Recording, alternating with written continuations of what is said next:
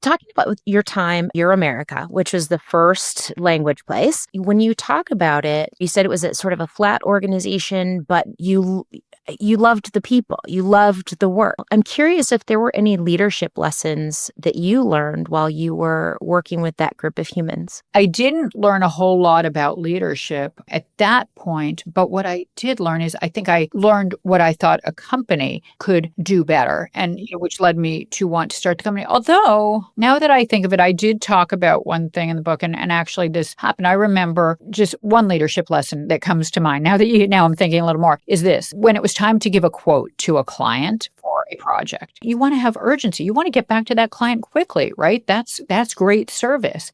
And what I was able to do in that job is I was able to go to my boss and come up with a suggestion on how we could get quotes back more quickly by having pricing guidelines rather than having, if you're in sales, go to production and say, okay, here's this project.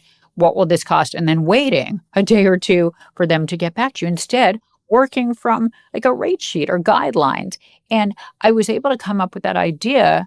And what I realized from that is companies need to empower their employees to come up with ideas to make the company better, both internally, to make the client experience better through service, through technology, through whatever it is. So I needed to encourage my people to give us their ideas on how to make the company better. And one thing that was very important was one-on-one meetings with employees, and ideally weekly, if weekly is not feasible, every 2 weeks, but sitting down with them and saying, and asking my favorite question, which was, what would you do differently if you owned the company? And from that, we came up with so many amazing ideas from our company. So it's about getting their ideas, using them when appropriate, and often empowering them to carry them out.